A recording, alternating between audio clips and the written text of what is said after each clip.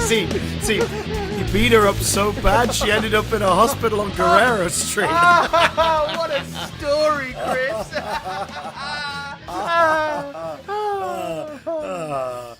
Welcome, everybody, to Big Damn Cast. I am a bag of bones, meat, and sentience. And I'm on Tommy's planet now. Everyone love each other. Yeah, welcome to another Big Damn Cast. We're recording this a little earlier than usual, so if there are any big news stories this week that you're expecting us to talk about, tough shit. We're in the past. But we do have some stuff we're going to touch on, specifically some trailers that came out over the last weekend. We're also going to have a big old chat about everyone's least favourite movie and a movie about that movie. So that's going to be fun. Ooh, we're getting meta. Yeah, we're going to box it in, baby. If you're wondering why I sound like arse, we had our first full week of Panto, and then we had our Christmas drinks. So I'm dead from the throat up. I'm dead from the throat down. Oh, darling. So this episode is sponsored by the bottle of water and the carton of apple and raspberry juice sat next to my microphone. Get some pineapple juice on it, Cocker. Pineapple juice is the way to go. Oh, and it's beautiful, isn't it? I've started having that in the mornings. Yeah. Pineapple juice. Gorgeous. I should just note before we get into this week, this will be coming out just as The Last Jedi is coming out. We're not covering it this show because we couldn't see it early and review it.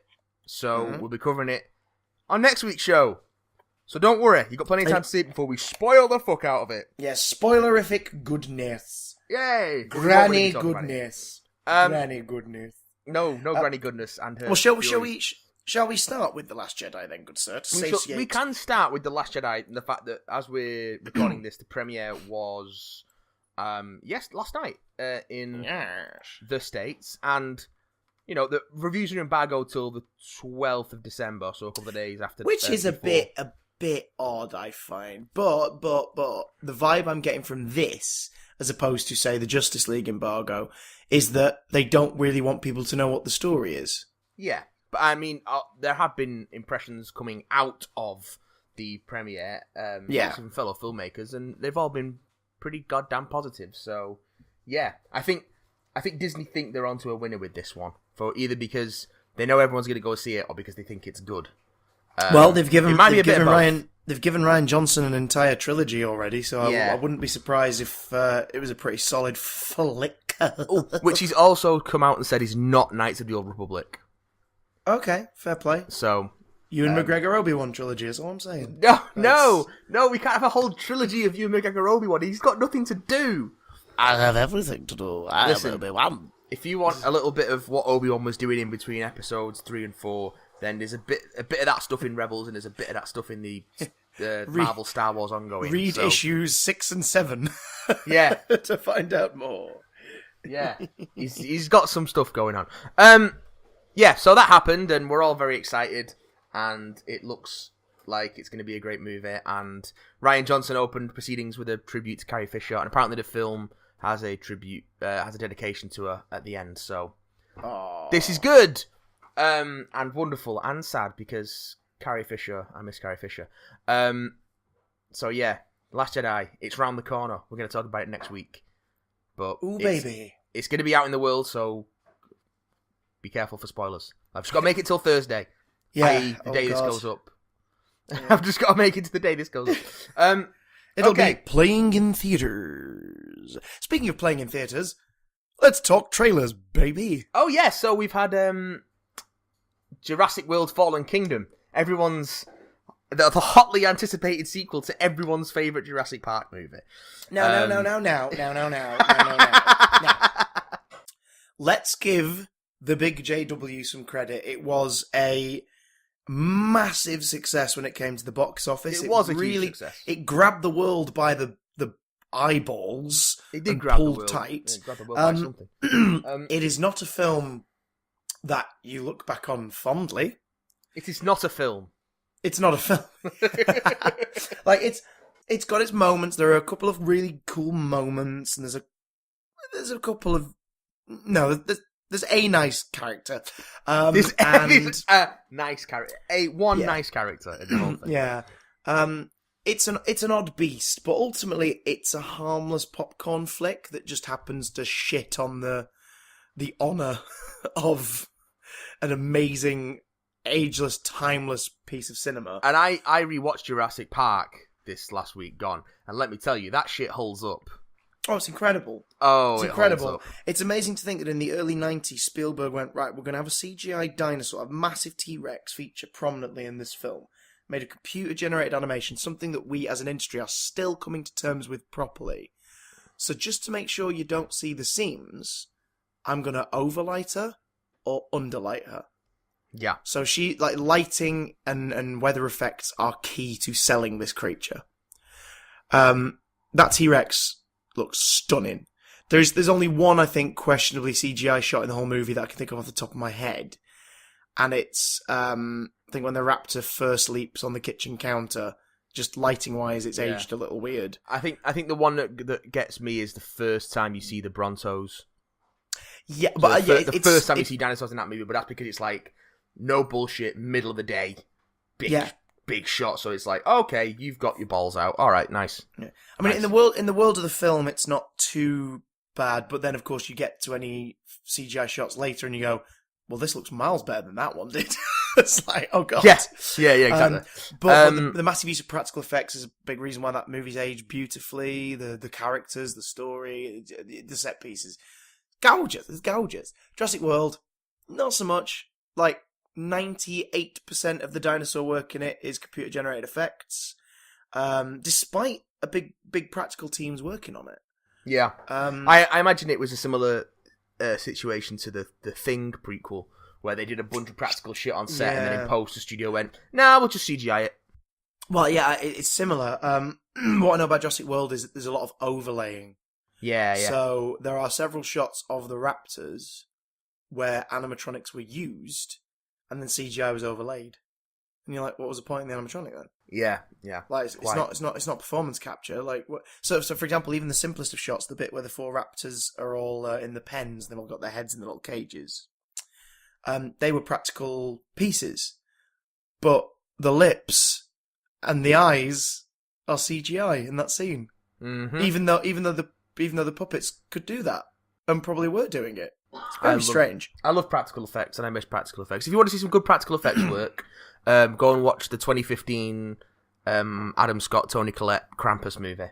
There's some great. Oh yeah, it's on Netflix now. It's on Now TV at the moment. Okay. Oh my god, there I'm doing tonight. There is some great practical effects work in that movie. And also, it's just a great fun horror movie. But back to Jurassic World, it looks fine. The plot, as we can gather, is that is all in the trailer. Yeah, the Bryce Dallas Howard character, and I can't remember anyone's names.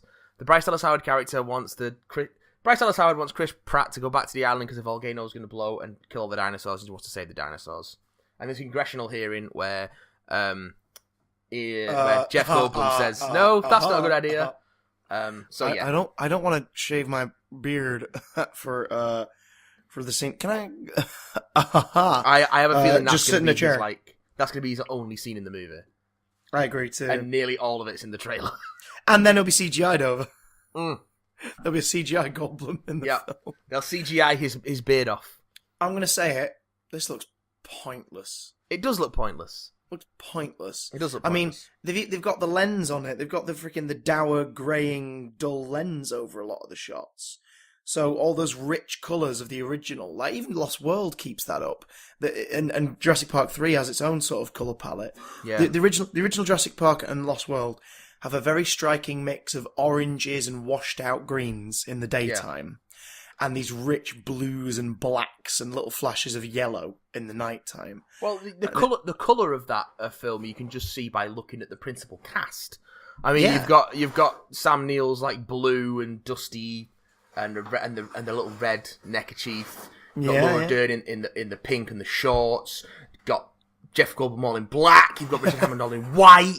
It's very striking colourfully from a costume design point of view, even. Yeah, absolutely. And it's it's memorable for things like that. It's dare I say it, iconic, an actual iconic, not Ubisoft iconic. even number 3 has what's it? It's the mottled blues of the bluey greys of the raptors in the third one. The really sort of orange play of some of the raptors and the Spinosaurus and the T-Rex, and then those really stark greens of the world around them. The only washed out scene in that entire thing is in the aviary with the pterosaurs and the pterodons, and that's on purpose because that's meant to be a terrifying horror sequence. Well, so it works well for that. I will maintain to this day that even though The Lost World is a better film, Jurassic Park 3 is more fun than The Lost World. If any movie features a pile of shit with a ringtone playing out of it, it gets my vote. I mean, don't get me wrong, Jurassic Park 3 is a mess, but it's quite a fun mess. Oh, quick, spray yourself with piss to throw the scent off. But I mean, Jurassic World just looks like generic action blockbuster with CGI monsters number 73. Yeah, well, yeah, that's the. I mean, at least with the last one, there was an element of the new, in that we were all going into it going, oh, so it's a fully functioning theme park, which completely defeats the whole point of the story of the original part of the film series. No, but then it all falls apart still. Yeah, but here's the thing. Do you know what does theme park rides going horribly wrong better than Jurassic World? Actual theme park. Well, that too. Actual theme park rides. Yes. Like, the plot of 90% of theme park rides, usually Universal ones, is, oh, this is one thing. Oh, it's gone wrong! Oh! Do you know what I mean? Like, that's the plot. Like, the Jurassic Park ride in the Universal parks, that's the plot. The Simpsons ride in the Universal parks, that's the plot. Would you watch an Alton Towers movie where all the rides turn again? No, I guess that's in poor taste now. No, yeah, the rides that don't need to make it into a movie for the rides to turn against people. Yeah, I had that sentence in my head, and then I was saying it, I was like, actually, no, that's in very poor taste. Oh god, Alton Towers doesn't have a theme. We've been through Alton Towers' thing. No, it has many themes. That's what I'm saying. You can get a whole franchise out of it. Oh god, look, something kind of spooky. What does it mean? I don't fucking care. Get on the roller coaster. So yeah, I just so that was at least a new element. Fallen Kingdom, it's Lost World, but without the poaching. Yeah, we're going back to save them, as opposed to we're going back to save someone. / these people are going to try and poach them. It's like, there's no poachers this time. It's a volcano. The bad guy is nature, and also the good guy is nature. There's no Pete Postlethwaite. Well, that's been a problem for a few years now, a couple of decades now. Yeah. But that's the,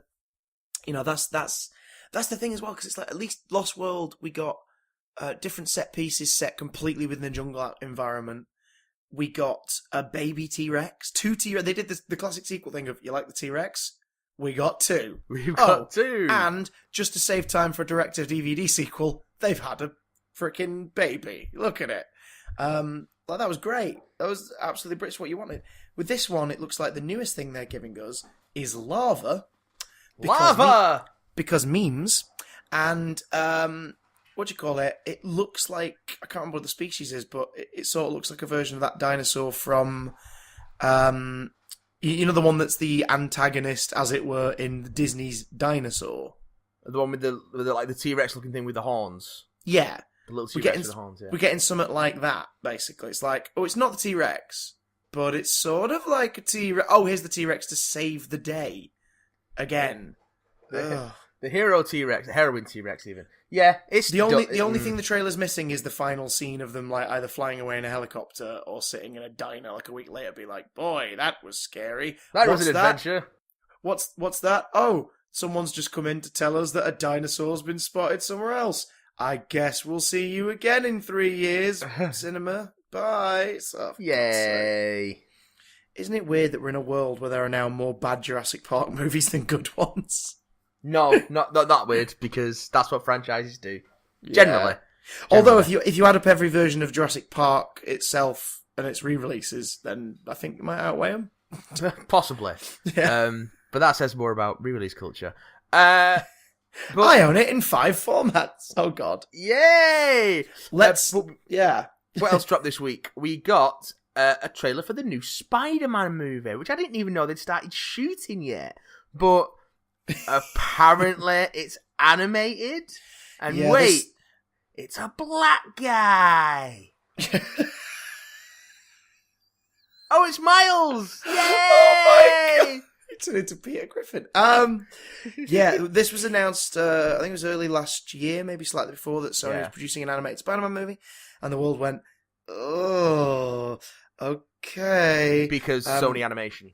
Well, yeah. That being said, it's Cloudy with a Chance of Meatballs and its sequel are pretty good. Sony Animation, I'll say that Sony Animation animated films of the last few years always look gorgeous. I'm not a fan of the Hotel Transylvania films, but like they are beautifully animated. In terms of that sort of comedic, exaggerated movements and everything. Your comedic, exaggerated movements. Ha ha ha! That would be true if I weren't so terribly hungover. I'm sat here in my pants and a Boba Fett hoodie. I am not moving anywhere, comedically or nay. Fantastic. So, what a picture for everyone. That should be the thumbnail. So, oh god, I'll put it on a billboard and leave it there for 2 years. So, this could have gone any which way. Earlier in the year, that they finally said, oh, by the way, it's about Miles Morales. So anyone who's a fan of the comics and everything is like, oh my god, Ultimate Spider-Man. It's about Ultimate Spider-Man. Oh my god, this is incredible. This is different. And like, I mean, that's amazing because if you're going to have Peter Parker back in live action movies, why not make the animated movie about like everyone's, other favourite Spider-Man? Like, give him the spotlight. That's perfect. Well, it looks like they're about to have their cake and eat it. So the film's official title was announced at the end of the trailer. It's Spider-Man Into the Spider-Verse, which is making a lot of normies roll their eyes and go, what the hell does that mean? And a lot of us absolute sad acts get massive erections. Because I'm like, hang on. Hang the fuck on. Hang on? Not only are we getting a Miles Morales movie, are they going to connect it to Peter Parker's world? Are they going to connect this to the wider world of Spider-Man stuff in general? Holy shit. This is kind of cool. And you can see a pattern leading to this. In comics, we've had Spider-Man. We, of course, had the big Spider-Verse event. In terms of video games, like the most popular Spider-Man video game in years was Shattered Dimensions. Back in 2010. Yeah. Different versions of Spider-Man have always been kind of popular. Well, at least since the 90s. Yeah. Well, it's a compelling kind of thought of like, anyone can be Spider-Man and we're going to show you that anyone, like, a lot of them are variations of Peter Parker, but the idea is like, look where he came from, look where she came from, look what this is all about. Like, oh, Spider-Man's a little too sort of soft and kiddie for you. Here's a punk rock metal Spider-Man. What's that? Not enough mechs? Japanese Spider-Man, roll on over here. Like, it's just, look at all these cool things. So it's like, fair enough. And Spidey's kind of become the poster boy for alternate realities now, I think. Even more so than DC's Elseworlds kind of stuff. Because consistently with this one, you're not having to go, oh, that doesn't matter anymore. That doesn't matter anymore. With Spidey, it's just, oh, here's another version. Here's another version. Here's another version. So to keep track of that kind of story, you need someone at the core. It looks like they've got both the boys in the middle. Because this trailer suggests at the very end, it's definitely a Miles Morales movie, but this trailer suggests in its final shots that he is talking. He says, you mean there are more of us? And he's talking to, and you only see them silhouetted as the train goes by, stood at the train station, a taller, lankier, Andrew Garfield hairstyle-esque dude. It's Spidey UK. Oh god! Cast Andrew Garfield. Let him have like a decent last stab. Because I'll tell you this: if they decided that they're doing the crossover multiverse thing, I think it'd be amazing if they cast like Maguire or Garfield as the voice of the like 616 Peter Parker or whatever. Yeah. Because I don't think these are going to tie into MCU. These are separate beasts. But at the same time, this way you get to at least dip a toe into the Peter Parker version as well.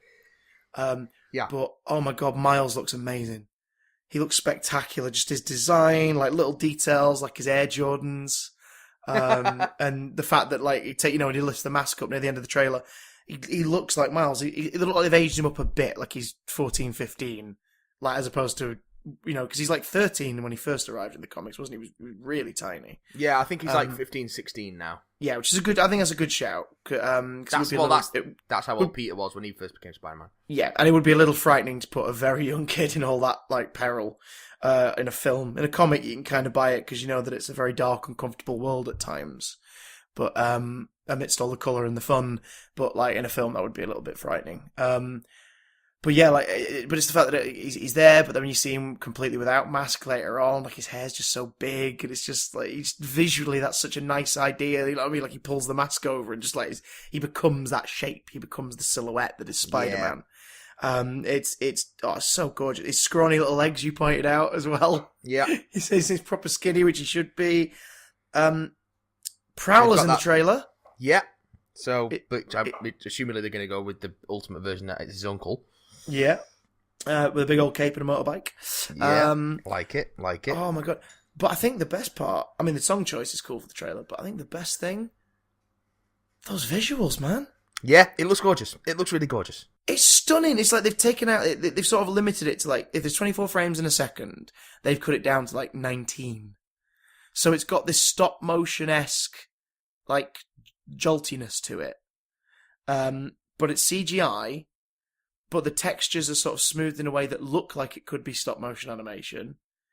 But then they've overlaid like an almost cel-shaded quality to it. So it looks like a comic book. And it oh my god, the action beats, like when he jumps off that taxi in the foreground. Yeah. And as he does it, the entire frame briefly like changes colour scheme completely to have like a thunk in the visuals. Yep. It's like, oh my god, that's amazing.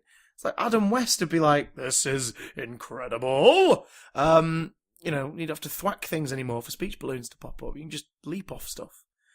But the best shot is when he dives off the building, shattering the glass as well in his fingers, because that's like Miles' prehensile stuff's much sort of stronger, isn't it? Usually in the story, like his fingers and everything are very, very much key to his powers in terms of like his climbing and his sting and all that stuff. So that was cool. But it's when he leaps. And you just cut to the wide shot of it upside down. Yeah. Oh, that's gorgeous. That's so cool. It's really nice. We've got to wait a year for really it. Really nice. Wait a whole year. Yeah. I like the look of it a lot, and I'm jazzed. I'm jazzed. So let's get on to our main topic for this week. You are a man of excellent taste, sir. Why not introduce us to something classy to listen about? Let's talk about something eloquent. Maybe something akin to the work of James Dean, perhaps, or Tennessee Williams. Williams. Bring that in, Matt. Why don't you tell everyone about a little movie? So, in the early 2000s, the mysterious and strange Tommy Wiseau released a movie that he'd made by himself with his friend Greg Sestero and a bunch of other actors and a professional crew, called The Room, which he touted as a Tennessee Williams level drama. He kept it in the He paid to keep it in the theaters for 2 weeks to qualify for the Academy Awards. It is widely regarded as one of the worst movies ever made, and having seen it twice, it is fucking horrible. It's really bad, but it's kind of fun. As in, it's a car crash of a movie in which every decision that could have been made, they made the wrong one. Yeah, and mainly driven by Tommy's vision or lack thereof, or his warped version of what he thinks vision is. Tommy Wiseau is a singular and enigmatic individual who we still don't know a lot about, surprisingly, even though he's been in the public eye for quite a while now, since The Room sort of blew up as a cult classic. And Greg Sestero has since written a memoir of his time called The Disaster Artist, which has been adapted into a film directed by and starring James Franco as Tommy Wiseau. So the actor, writer, director portraying an actor, writer, director in a film about the making of a terrible film. It's like there's not much to say about The Room without that hasn't already been said without just saying like go watch it if you can. Like, yeah. If you're in London, get down to the Prince Charles. They do midnight screenings regularly. If you've got independent cinemas there, they might do it. You can still order The Room from theroommovie.com. Yeah, it is tough to get hold of. Like, yeah, I've never seen it in its entirety. I've only sort of absorbed it through cultural osmosis. Like, yeah. I've watched reviews about it. I've watched discussions about it. I've seen compilations of clips. The other week, out of total curiosity, because I do check on the price occasionally, I had a look on Amazon, and it was the cheapest I'd ever seen it. It was like £8.99 with a £6 delivery charge. I was like, this is a Region 1 DVD. I may not even be able to play it, but here we go. So I've had it ordered. According to Lucy, it has arrived back at home. So there is a copy now in close proximity to where you are, good sir.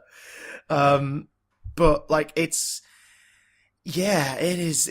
I am assuming it's the only place making and distributing it is still The Room Productions. Yep.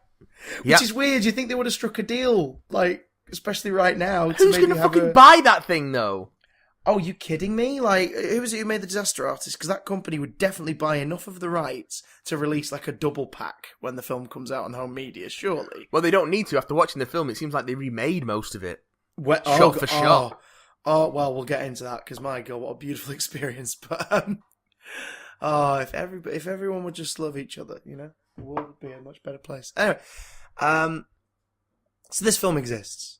Matthew, this film exists. You have witnessed it en masse, like you said. Is it both times you've seen it at the Prince Charles? Yeah, and the second time Tommy Wiseau was there.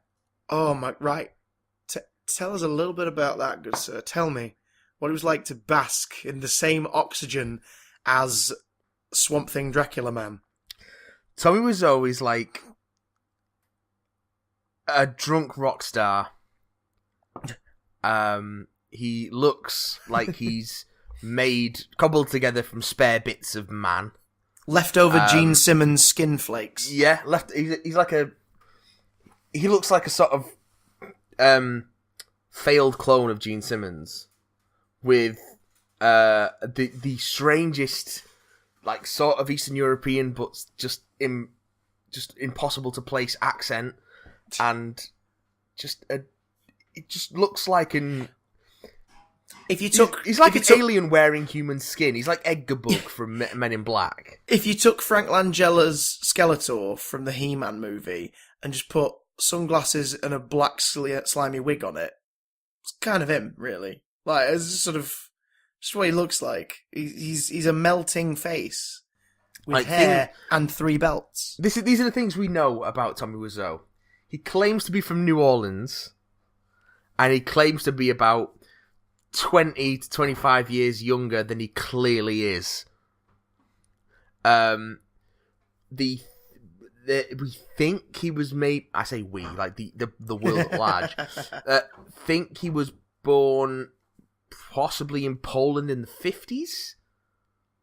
Yeah, he said he was on Jimmy Kimmel this week because James Franco was promoting The Disaster Artist. Yeah. And he brought Tommy out. And Jimmy Kimmel attempted to ask a couple of the big questions, and he did finally admit that he wasn't born in New Orleans. No. But the way he said it was like, he mentioned a village, and no one's been able to figure out which village it is yet.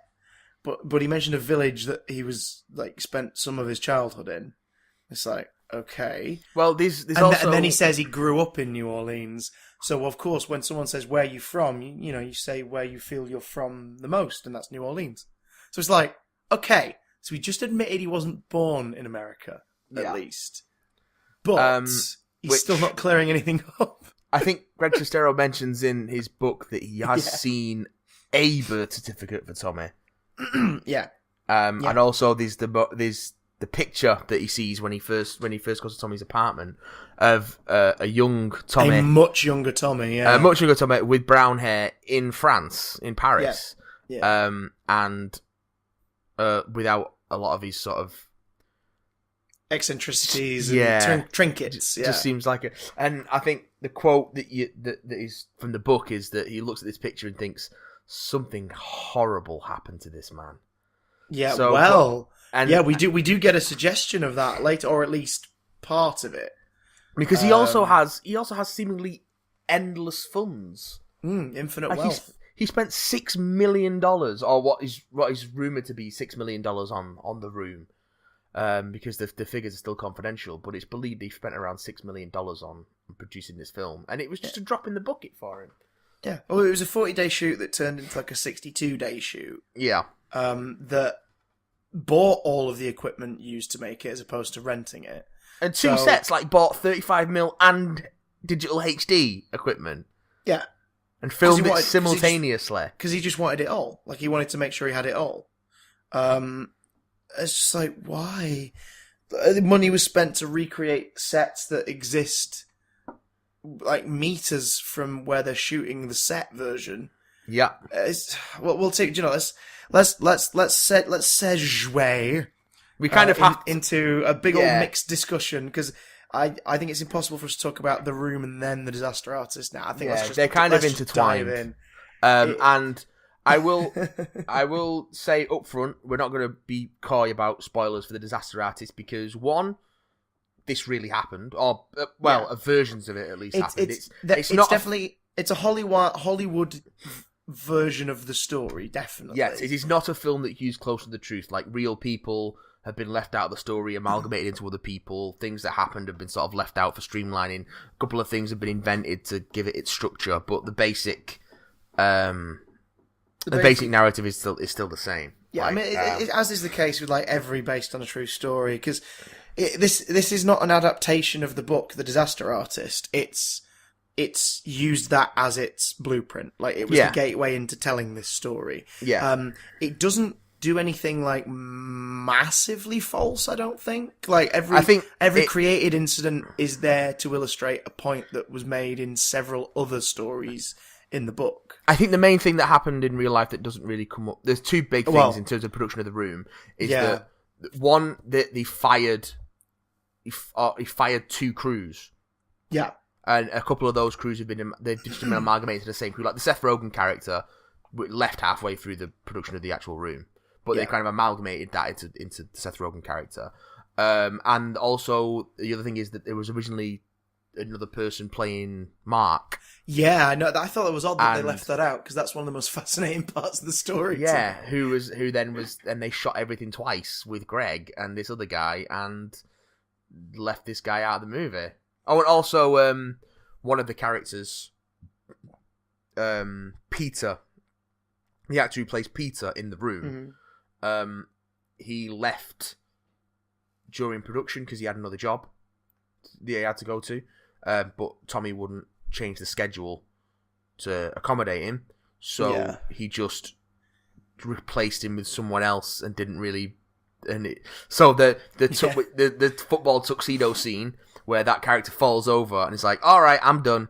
That's the last scene he's in the film, because they didn't shoot the stuff after that because he'd already have to go to this other job, and Tommy wouldn't move the schedule around. Yeah, they sort of amalgamate that more into what happens with Greg, don't they? Like, in terms of that angle of so stuff. they mess about with the facts and stuff like that, but it's to create. But you get the sense of what it was like to work on that ridiculous set with this insane monster of a man. He's monstrous at points, and the film does not shy away from showing how much of a bastard he could be. Yeah, it definitely puts a massive spotlight on his humanity and what is actually kind of inspiring about his story, but at the same time it doesn't say, this is your all-American hero, guys. Yeah. Like, he's not Johnny, guys. He's not Johnny. And as we Even all when know, he's Johnny, he's not Johnny. As we all know, Johnny is like the nicest guy. He's my favourite customer. He is your favourite customer. But I think the film it doesn't shy away from painting him as a monster, but at the same time I think it also is a little too forgiving to him, especially towards the end. Yeah, the ending's very sweetly sickly Hollywood kind of happy ending. And I mean, it did go on and become a cult sensation, and he is still writing and directing with Greg Sestero, but he also was a monster to those people, and is clearly very difficult to work with and exist around. You know, he's very jealous and maniacal, and he doesn't like people taking Greg Sestero away from him.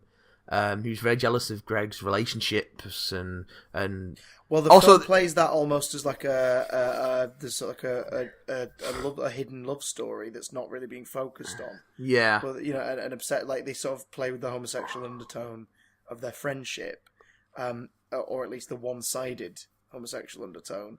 Yeah, And I think the casting, I said this in my review this week, I think the casting of brothers was very intentional, not just for their chemistry, but because they knew there would be this air of really uncomfortable. Yeah. Like, you know, and it is at points a deeply uncomfortable movie. It's very funny. Very funny, but it's also, it could veer from very funny to just horrifically uncomfortable on a dime. Especially once you get into the actual production of the film itself. Yeah, The Room, it's almost a lot more of a sympathetic tale in terms of Tommy's point of view. Then once The Room begins, you're very much on side with Greg, and you're just, I mean, you know the film happened, so you know that this story, did play out, but you're just screaming at the screen like, Greg, walk away. Yeah. Just walk away. Yeah.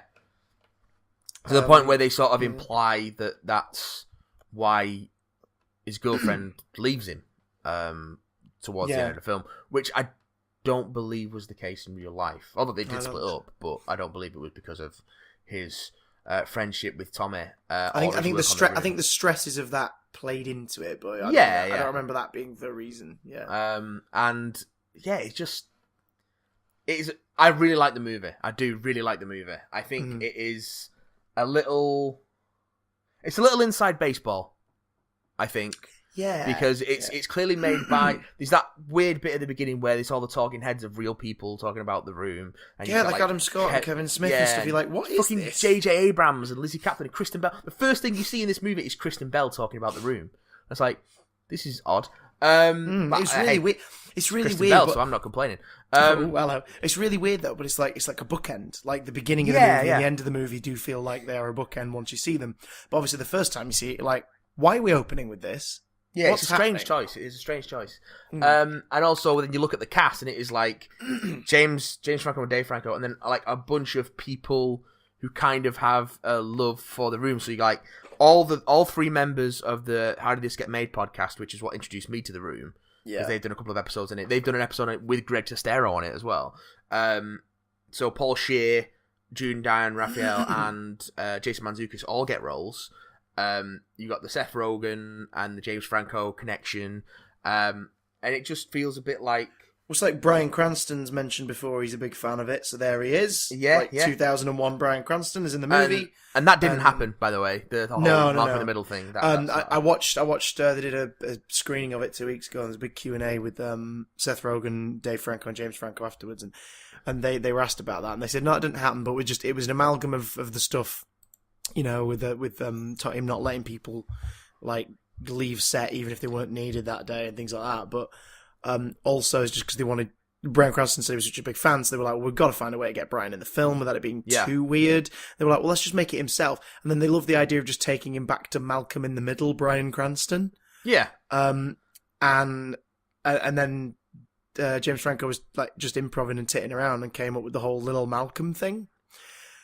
And then they went, well, we've got to do this then. We have to do... It's just too... For the idea of him saying, go little Malcolm. It's just like, it's too funny. So that's why that scene exists. And like Bob Odenkirk. Again, another fan. Just there he is. So it does feel a bit like it's a bunch of Hollywood pals getting together and making a bit of a love letter to this terrible film. It's a fan film in the best possible way, I think. Well, I think it does have a downside in that I think you do get that sort of rose-coloured glasses. Yeah, which is the curse of any fan film, really. Yeah. Because, make no mistakes, Tommy was always horrible to people on that set. Like I say, you kind of dragged along by the sheer glee of it all. And particularly James Franco's performance. James Franco is fabulous in this. Yeah. Not to like diss any of the rest of the cast. Like, it's great performances all around. I mean, Dave Franco does a hell of a job. Dave Franco's great because he just plays a completely like sympathetic straight man. Yeah. You understand every choice he makes, even if you don't agree with them. Yeah. And especially when it gets to that scene, the additional football throwing scene. Yeah. Where it just all comes out. Like, he plays that so well. And like for one brief shining moment, Greg has Tommy on his fucking knees. Like, Tommy is no longer in control of this world he has had such a violent control of for several weeks. The sort of dynamic between them two as leads is, it really goes to show that to have a sort of showboating, show off a fancy like lead performance that like you get with James Franco, you need to have someone like Dave Franco is in this movie rooting that with a sort of very, very straight and solid, and I don't want to say unremarkable because it is great in it. But no, I know what you mean. He's not doing anything fancy. He's not showing off. It's vanilla by design. Like he has to be a blank canvas that we as an audience can go, I get him. That's normal in this world. Yeah. That's a normal person. And I think I saw someone describe, I can't remember who it was now, it was in the video I think, but someone described like James Franco's performance as being like inches away from an extended SNL skit. It's that sort of level of, but it worked because of the performances that surround him and their reactions to it. He's a facilitator in the film, which could be a thankless job, and I do think a lot of the reviews have sort of neglected the importance of what he did in that film. Yeah. I think a lot of them just been like, "Yeah, Dave Franco's fine," and it's like, no, he's doing a really fucking good job, guys. Yeah. Because he sort of grounds the lightning that is James Franco in this movie under all that makeup and with the affects and the accent, and it is fucking uncanny sometimes. Sometimes it's clearly exaggerated, but some points it is fucking uncanny, particularly when, and again, this is a bit of a spoiler, so skip ahead a little bit if you don't want to hear this bit. I think I know you're about to talk about. I think I missed this. Go on. You missed it. Oh no, yeah. Because I made sure I caught it because I'd heard about it, or I'd heard that there was something after the credits. And funnily enough, after the credits is a scene from earlier. Well, a scene that would have taken place earlier in the movie where Tommy's at a party with Greg. And this guy comes up, and it's Tommy Wiseau. It's not Tommy Wiseau. It's Tommy Wiseau playing someone else. Playing Henry. Tommy Wiseau. He insisted on that name, apparently. Henry. Tommy Wiseau playing Henry, having weird sort of standoffish conversation with James Franco's Tommy Wiseau. And it's just so strange. And great and odd. But yeah, it's... So that's worth sticking around for after the credits. Absolutely. That was in his contract because obviously they have to sign life rights to a degree. Yeah, of course. And Tommy was always like, "Yeah, I don't mind. That's fine." He says, "Like, I want to advise a couple times," and they were like, "Yeah, no, of course, that's fine. Like, we'll have, there's certain things we will definitely want to talk to you about." Although not everything, because that would be uncomfortable. Yeah. But they said, yeah. And he said, I also want to do a scene in movie, do a cameo. And they were like, yeah. They were planning on doing that in some capacity anyway. They were like, absolutely. And he was like, I want to do it with James. And they went, okay. Because they suddenly realised that's going to be really distracting. Also, if suddenly halfway through this movie, Tommy Wiseau is in a scene with fake Tommy Wiseau, it's just going to take people out of the film completely. Yeah. So then they were planning around it, and they were trying to sort of talk him out of it briefly, and then they were like, okay, no, do you know what? We'll do it as a bonus. Like, we'll do it after credits. And they approached him and said, because we don't want to disrupt the flow of the film itself, we're going to save it till after the credits, but we'll make sure people know it's there. Yeah. It'll be like I think the way they sold it to him was they described it as it's the cherry on top of the cake. Yeah, and he was like, okay, that's true. And that's all he wants, really, isn't it? He wants to be. He wants the cake. Man. Yeah, he wants the cake. So he wants to be adored and respected and so if he's the candle on the cake, if he's the cherry, then he's all for it. Greg Sestero filmed a cameo. I I didn't spot him in the movie, and I'd have to see it again to double check. But some people said he's the casting assistant in one of the auditions. Possibly. I thought I spotted him in the audience at the premiere, but I wasn't sure.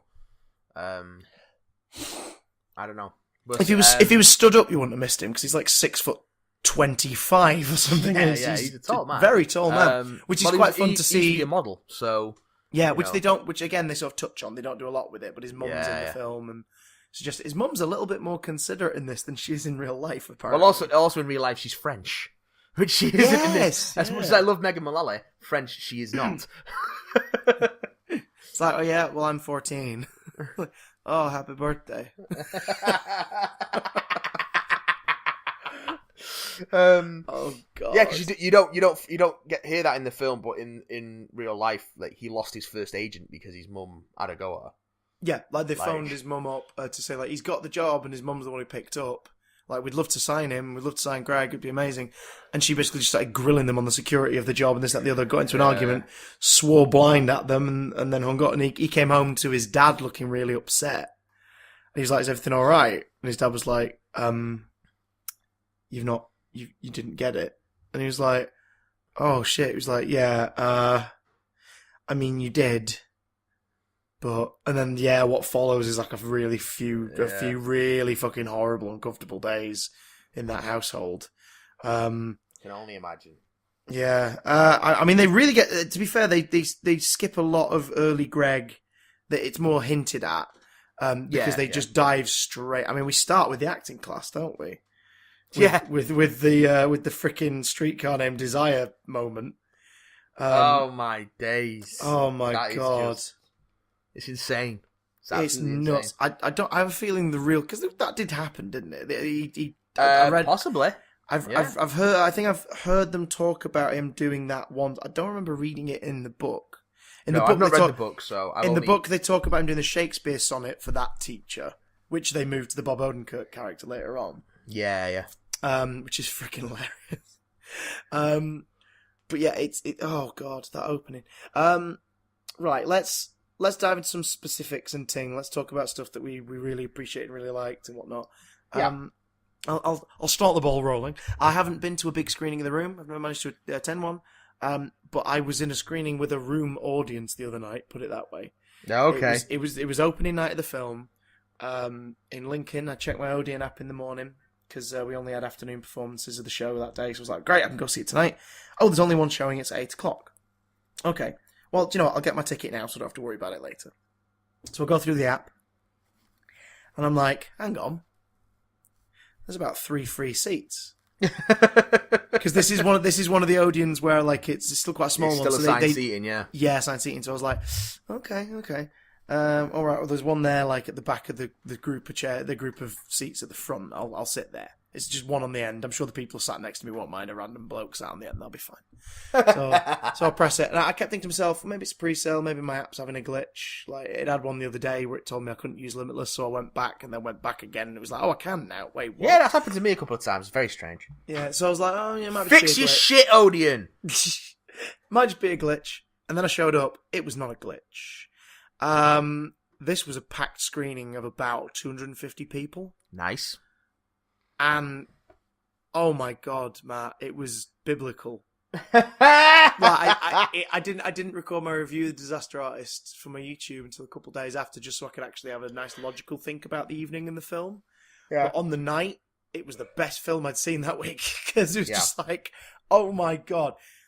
Everyone was engrossed. And obviously, the film scatters lines of dialogue from the room into the non-room parts in places that aren't like they don't stick out like sore thumbs. But obviously, if you know the line, you go, "Oh my god, they actually did it." And I think the reason they did it was because they wanted to take these ridiculous lines that are performed so badly and put them in a context where they're actually used quite well. Yeah, do you know what I mean? It's like, oh god, guys, well done.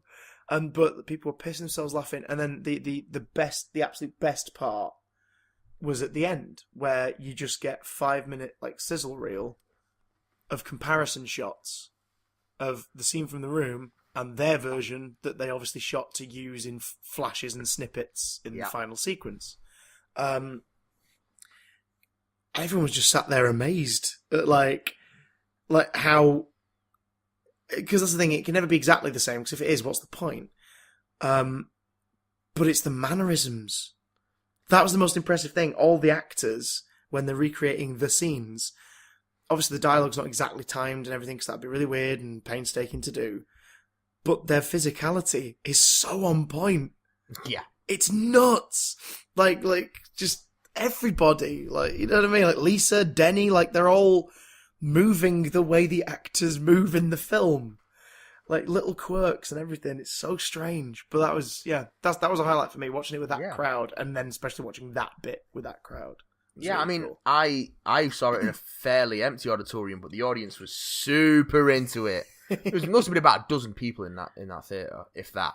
But it was just guffaws. Do you know where the rest of them Constant were? guffaws. Do you know where the rest of the people were? Where? They were too scared. They were little chicken. Cheep, cheep, cheep, cheep, cheep, cheep. I don't know. I kind of said all I have to say about the Disaster Artist. It's really good. It's got some flaws in the way it portrays things, but it is a lot of fun, and it will engross you if for no other reason than the performances, and also the idea that in broader strokes this more or less actually happened. And certainly the film was made because you can see it, and it's terrible, and you should see it because it's terrible. But that's the biggest thing this film pushes is the argument of, is it really bad? Is it? Yes, it is on a technical level, of course, but is it really a bad piece of art? Because here we are talking about it. It totally is a bad piece of art. Oh, well, yeah, no, but I mean in terms of it, because what is art meant to do other than giving a reaction? Now, the film does a really sugar-coated version of that in its final scene, where Greg just basically outright says to Tommy, he may as well, like Dave Franco may as well just turn to camera and go, "This is the point we're making. We're just saying that, you guys love that film. It's terrible, but you love it, so it has done something for you. And it makes you happy. So, is bad art truly bad art? Up to you guys. We'll see you next week. I don't necessarily agree with that, because I think art is bad if it doesn't. It gets a reaction, but the reaction isn't according to the vision of the person who's produced the art. Then I think it's. Well, I don't know what you're talking about, Matt. He always intended it to be a comedy. Yeah, clearly. Tommy Wiseau rewrites history to make him the hero, and I mean, fuck it. Like, the room is bad. The room is piece terrible. of filmmaking. It's really bad. It's a horrible experience for everyone involved in it, like in the making of the thing. But it does make people smile, and I know that wasn't his plan. But You've Been Framed is the exact same thing. Like, those people didn't fall over to make you laugh, but you're laughing. Right.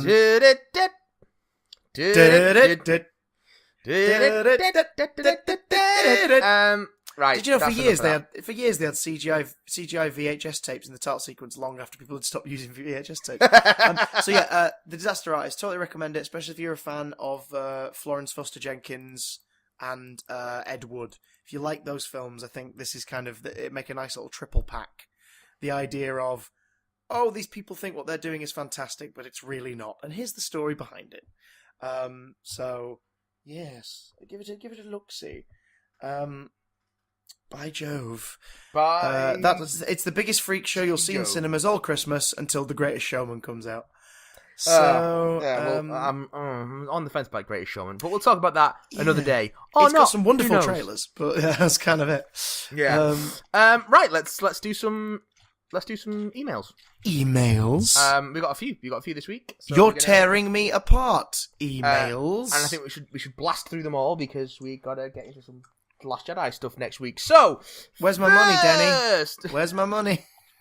Quiet you. It was Zac Efron. It was so weird. No more room. No more room. Okay. For the rest of the podcast. Sorry, Chris. Okay. Sorry. Can I not just call him Chris? I hate you so much.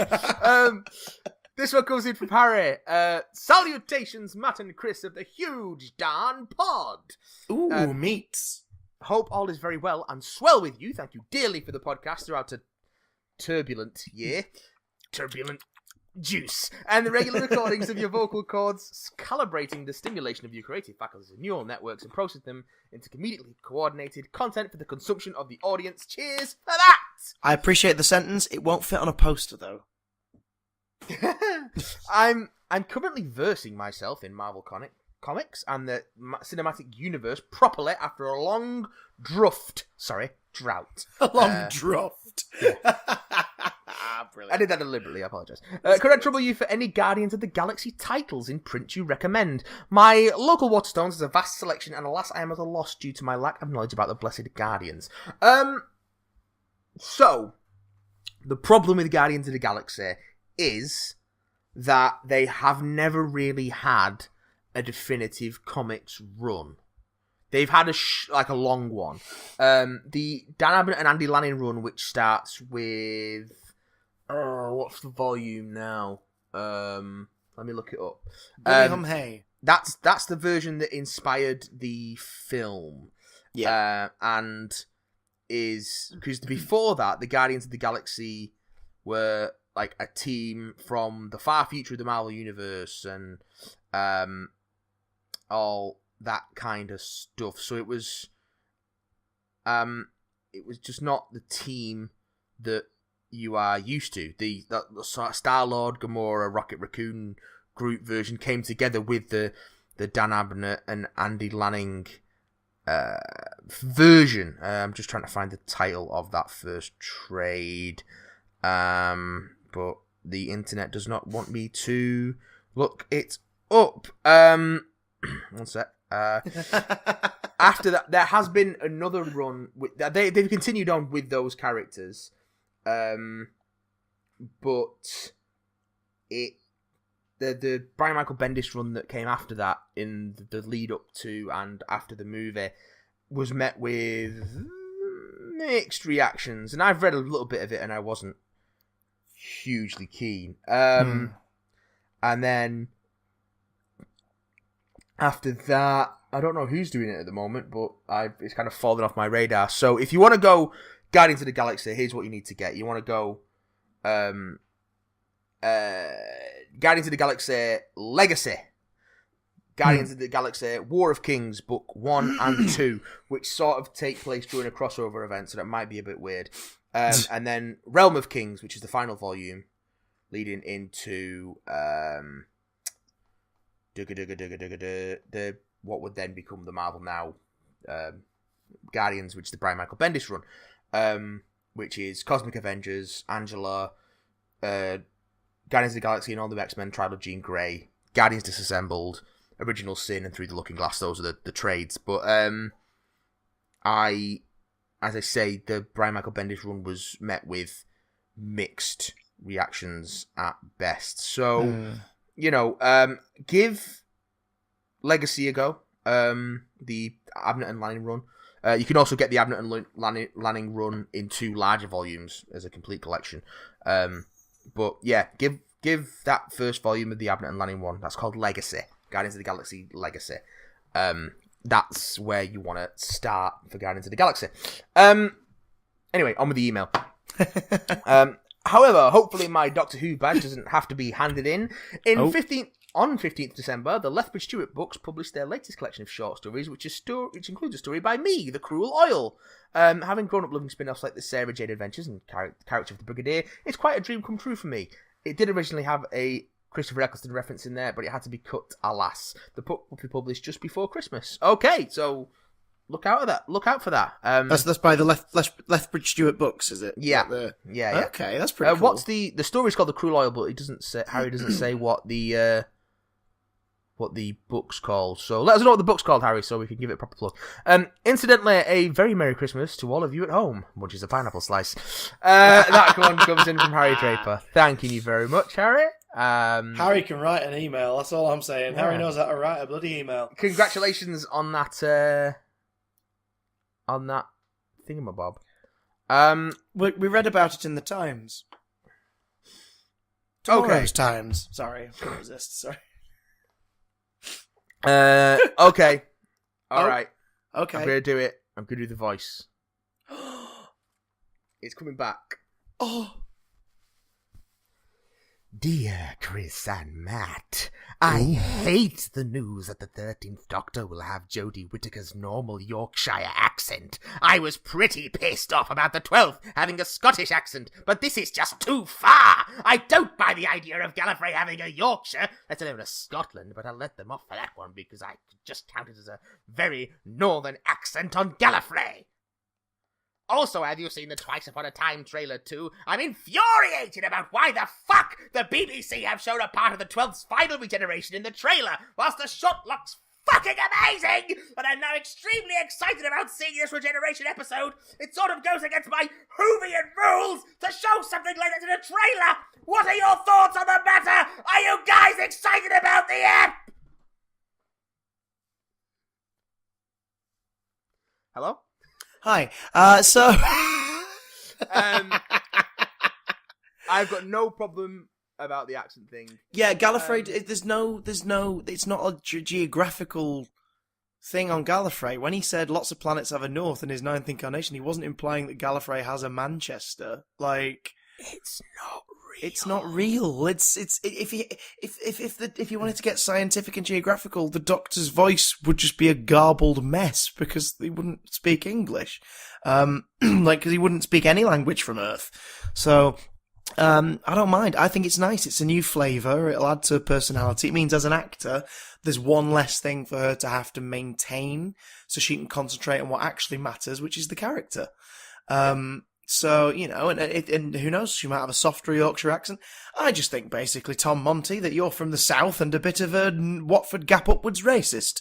But, I don't know where you're from, or if you're a no. Watford Gap racist. Also, we've had 2 Scottish doctors using a Scottish accent in the show. Yep. So, come on, Yep. play off it. I always prefer it when the actors use their own accents. Yeah, because then there's one less thing to worry. Tennant I got because, analysing it, there is a character choice there. Yeah. Like, he's Rose's space boyfriend, so he speaks estuary London. It makes sense. But he got to whip out, obviously, his normal brogue in Tooth and Claw. Amongst other things. Oh, licking mistletoe wood. I think it'll be fine, Tom. Don't worry about it, it'll be fine. As for the trailer, I know, and this isn't a scientific fact or gossip, I know full well why the regeneration shot's in the trailer. It's to remind all the people that don't give a fuck anymore that, the lady's coming now. You should probably watch this one. That's why it's there. It's there to say, come watch this, because you're not going to otherwise. We know you're not. It's a trout tickle. It's tickling it's tickling your silver scaled belly to lure you out of the water and in front of your television on Christmas Day. Are you implying that the BBC One viewing public are all trout? We're all trouts. We've just forgotten it.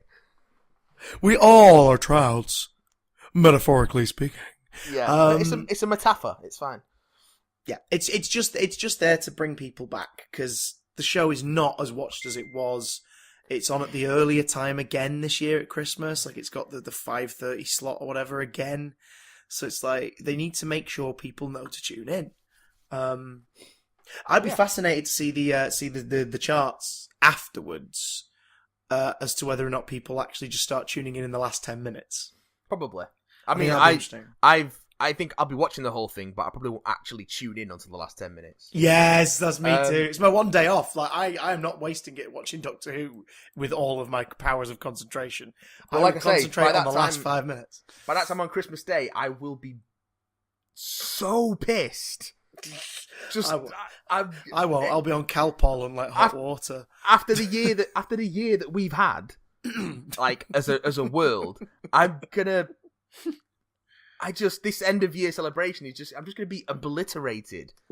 I'm gonna be pickled in time. He'll be pickled in time, Tom. It'll drive Matt insane. There's a little PS email here from Tom saying, "Oh yes." Also about the regeneration snippet, did you see that new vortex? Do you think that's going to be the 13th vortex for the new series? And did we see the TARDIS being destroyed in that trailer? It looked to me like it was exploding. Maybe they're going with the same 10th, 11th new TARDIS format the RTD Moffat went with. I think it's fair.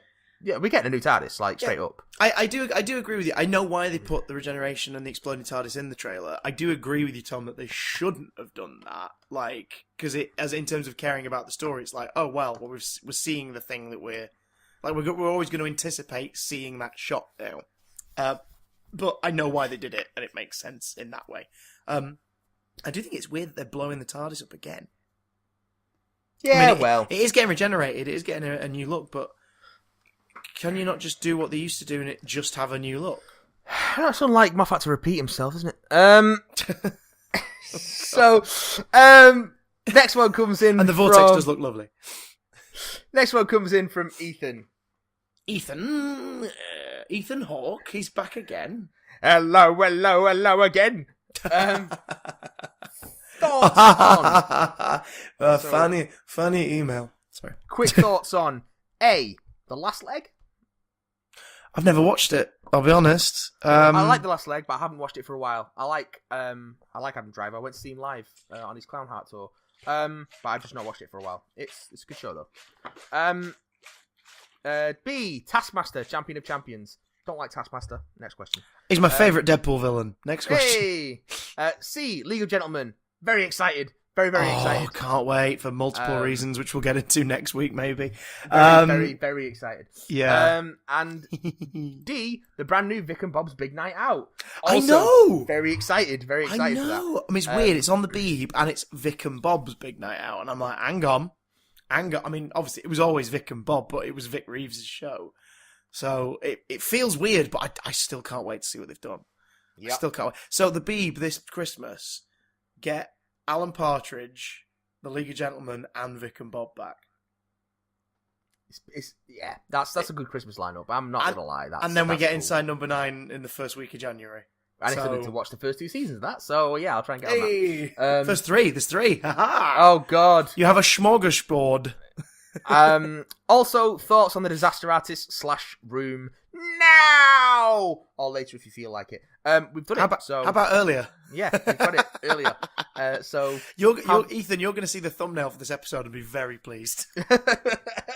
not if you're going with the Boba Fett hoodie thing. That is all. Down. That is all. Ethan Skillman, not from London, but Portland, down in Dorset. I can't do a Dorset accent off the top of my head. I'd have to practice it. Everyone in Dorset speaks like a Cockney orphan. It's just how it is. So, just to clarify, I did say Cockney. I said Cockney. I didn't say. Never mind. Oh, Cockneys.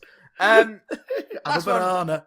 Last one comes in from friend of the show, CDM. CDM. Yeah, CDM. Everyone's favourite Charlie. A healthy and hearty hello and season's greeting, boys. So, as you may have noticed, decrepit cult classic Medieval has been exhumed and it's been given a new lick of paint for a fancy new PS4 update. I, for one, thoroughly enjoyed the original on PSX. Why X, by the way? 20-ish years ago, and it had been so long that an update was something that, quite frankly, I'd forgotten I ever wanted. Thoughts? Are we excited? Is this just another nail in the coffin? See what I did there? A video game original IP? What are the classics from that generation? When did my childhood become retro? I know, Charlie, I know. I'm 30 in like 3 weeks, so yeah, I know your feels, bro. Would you like to see come back with an HD update? Muchas amore, manos. Hasta luego. So... Lovely Charlie. Medieval's coming back. Did you like the original Medieval? I only ever played a demo, actually, on a PlayStation Magazine demo disc. I really enjoyed it. I always liked the look. I was probably a little too young, really, to buy the game or invest in the game, but I dug it. That was pretty sweet. And I... what the devil? As long as they don't base it on the follow-up, and they base it more on the original, I think we'll get a unique... I think it's straight up a remake of the original Medieval. Oh, good. Okay. Yeah. Same, like, tone and humour and everything. Yeah, it's just a remake. Oh, good.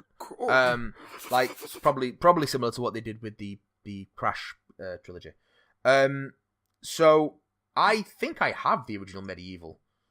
I played a bit of it. I never really got mad into it, but I think I do have it somewhere lying around. So when you get back up in the new year, we should dig that out and do a bit of a Matt and Chris play, maybe. Oh yes, and then we can record us playing Medieval. Oh yes. Yeah. Hey, as for a PSXYX, I'm not sure. I think it has something to do with back in the day. All like certainly for that generation, the consoles tended to have 3-letter acronyms. There was an actual PSX, a thing in Japan called the PSX, which was a PS2 with a DVR built in, and that was back in the early days of DVRs. But as for why the PSX was referred to as the PS, as why the original PlayStation was the PSX, I have no idea. I'm going to do a quick Google on it now and see if I can find it out. While Christopher, tell me which games from the PS1 era you would like HD remakes of. Oh, that's a good question, baby. I know it's an untouchable, like it is a classic, and it shouldn't really be fiddled with. But all the same, it'd be nice to see it in an updated visual style. I would like, and it'll never happen because Konami's Konami, and Konami's the worst. But Silent Hill, man, like Silent Hill remade from the ground up with the same layout, the same mechanics, but obviously just a smoother play like style and like the visuals of today would be glorious to see. Be absolutely gorgeous. And while we're at it, Crash Team Racing, just so I can have that on a bigger TV in full 16:9 and maybe online play for that would be fun. Okay, nice. By the way, PlayStation was originally called PSX because they were toying with launching it as that. That was its prototype name, was the PlayStation X. And they were it was the 90s, wasn't it? Yeah, and they were toying with launching it as that in North America because PlayStation hadn't tracked well with focus groups. And in early advertising, it was called the PSX, or the PS-X. And the name just stuck when they changed it to PlayStation, so that's why it's called the PSX. What would I like to see an HD update on? I would like to see a proper HD remake of the original Metal Gear Solid, because why not? Oh, yes. Because to be fair, I can go back and play that game to my heart's content, but it does need a bit of a zhuzh, especially compared to the other games in the series. Because even the PS2 ones, 2 and 3, they fucking look great in their HD remasters. For Vita and PS3. Yeah, they look gorgeous still. So it'd be nice to bring.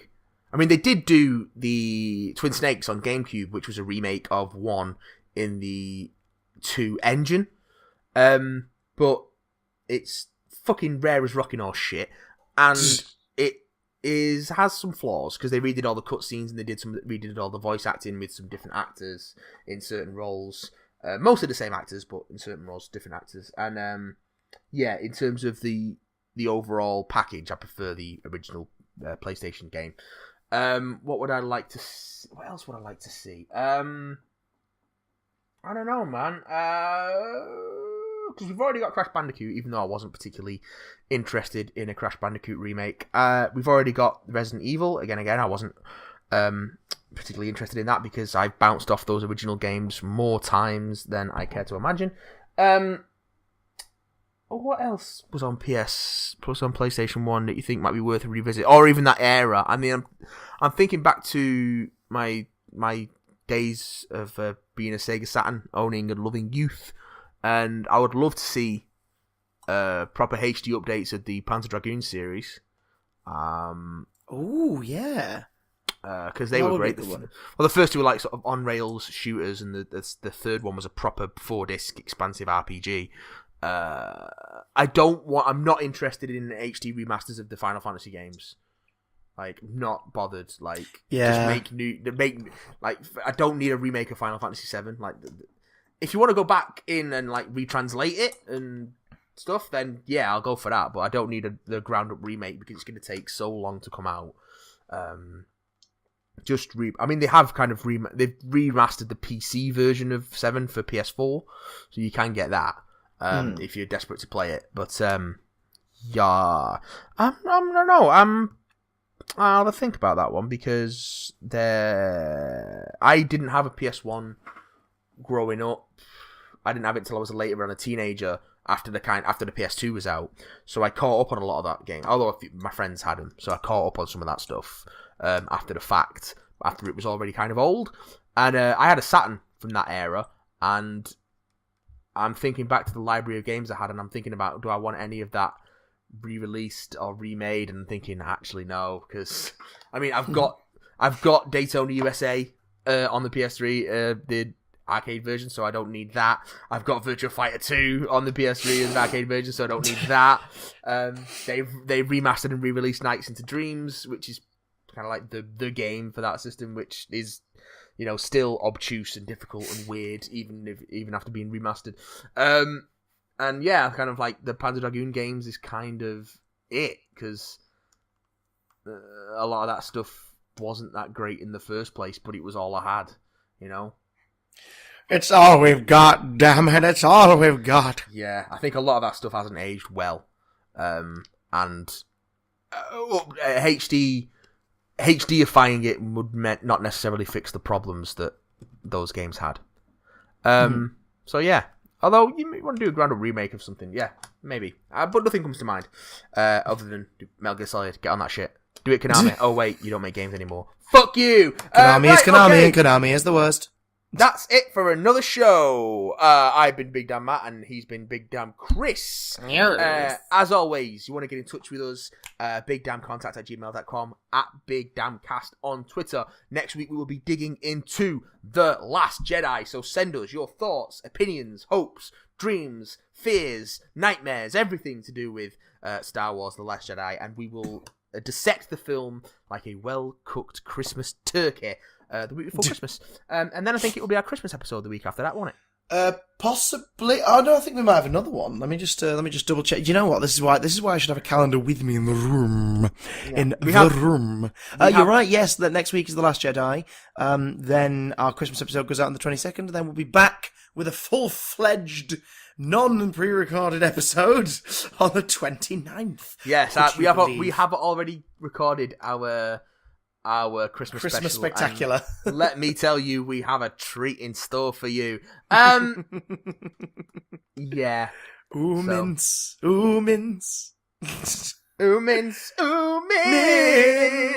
Right, I'm begging, would you please don't take my mince? I'm gonna go to the gym now, so bye. You gonna go be Buff Boy? Yeah, I'm gonna go be Buff Boy. Buff Boy. Yeah. Yeah, it's Macho the Buff Boy.